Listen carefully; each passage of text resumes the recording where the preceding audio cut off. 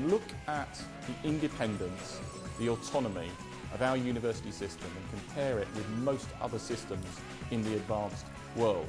And we are the envy, and you know, I'm not saying this, I have met many international academics who take this view. We have a system that is the envy of many others internationally. If you want to go in for centralised planning, where central government departments and ministers determine what you are studying, determine what you're researching in direct terms, even go as far as making senior academic appointments, then go just cross the channel to universities elsewhere within the continent of Europe, you know, and I just think we need that perspective. So we have a number of pressures. We have the universally unpopular RAE, continues to skew academic output to fashionable areas and those that the government and funding councils have prioritised. Staff are excluded on political whim, can be subject to arbitrary threats of early retirement or to take teaching-only contracts. There's no longer any core funding to allow academics to pursue ideas in their own time. If you don't have a research grant, you don't get to do research, is the reality. It must be the only job in existence where you're not given the tools to get on with it. The dreaded open plan office and hot desking denies private conversations between colleagues and their students. Space issues. In order to cram students in, at Leeds we have an allowance of 45 centimetres per student allocated to a lecture theatre bench. That's not very much. Students have to go on starvation diets to be able to fit into their classes these days. Perhaps that's why they're subjected to such abject poverty, I don't know. And Gavin, you made the point about the squeezing, you know, the expansion of student numbers and the squeezing of student resource. Under this government, for the first time in about 25 years, we've actually maintained the unit of resource, and we've increased funding overall for higher education by 23% in real terms in the last 11 years. Now, I'm not claiming it's perfect, but there's always going to be a debate about where the money goes, how it is used, and how many strings are attached. But the idea that we are living in an era of a massive squeeze on resources, particularly to research, is simply and utterly wrong. I think I'll take a couple of questions as well from the floor and then give both of you an opportunity to respond. On the face of it, the Al-Qaeda training manual sounds like the kind of thing which actually, bear in mind everything which Al-Qaeda espouses, is exactly the kind of thing which we should be calling the police up and saying this is pretty dodgy. But then actually what's come out over the past few days is that actually it was being used as a research material, by another individual, fair enough, but it's being used as a research material for someone who's doing a master's in international relations into the areas of Islamic extremism for the very purpose of trying to tackle the issue head on. And also that it's an open source material downloaded from a US government website, in which you can also buy a copy from Amazon. There are all sorts of legitimate reasons why people might be researching all sorts of things, you know, about Al-Qaeda, about suicide bombers, or whatever.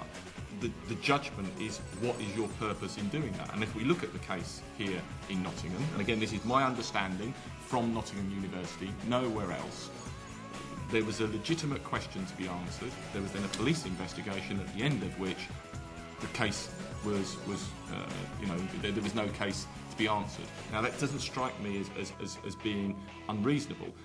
If ordinary citizens cannot access the Al-Qaeda training manual for ourselves, then it follows that we must believe what the government and security services tell us about that document, and that's surely a terrifying thought in anyone's reality. Nobody here, to be clear, wants to impair the ability of the security services to prevent violent atrocities on our streets. The role that the security services play in this regard is welcome and saves the lives of countless citizens year in, year out.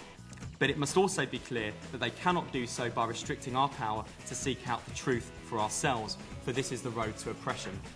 My name's Louise Public and I work here at the University of Brighton, and I'm a historian, and I have this really horrible feeling that we're going to look back on occasions like this and think that this is the introduction of the police state by consultation, and it's great you come here and you know, I like the talk and the listening voice, but in fact what you're talking about is something like a kind of informer sort of state.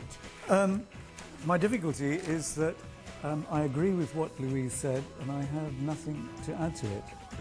I mean, this is not about presaging the informer state, and I would defy anybody, rather than the headlines, to actually sit down and read the guidance and reach that conclusion. And actually, and I hesitate to say this because I know there's a journalist from The Guardian in the audience, but let me tell you a story, right, about how that headline in The Guardian came about 2.5 years ago.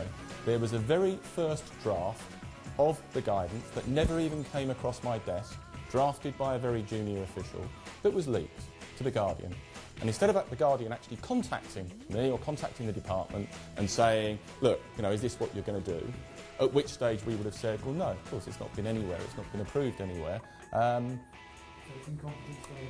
no, hold on. On front page of the Guardian, and the first I knew about it when I was rung up at midnight. Everything that I have sanctioned, that the Secretary of State has sanctioned, has been very, very different from that initial impression that was created by the front page of the Guardian. Right? And I'll happily come back. Let me just answer the points. Secondly, to those people who say, you know, about the informer state, I'd urge you to actually look, read things like Ed Hussein's book. Read some of the tales that come from former members of Al-Qaeda-related groups about the way they target students in further and higher education, and then say to me that there's not at least a germ of a problem that we need to face up to. Bill may not remember me, but we used to work at the National Union of Students at the same time. And I worked as the international officer in the research department. And at that time, we did have to deal with issues relating to what was going on university campuses, in particular in relation to international student groups. So, for example, a Malaysian student group which would only allow Malay students rather than Chinese Malaysian students to have positions of responsibility and so on, or the Iraqi Student Society, where in some cases they were infiltrated by spies for the Iraqi government at that time.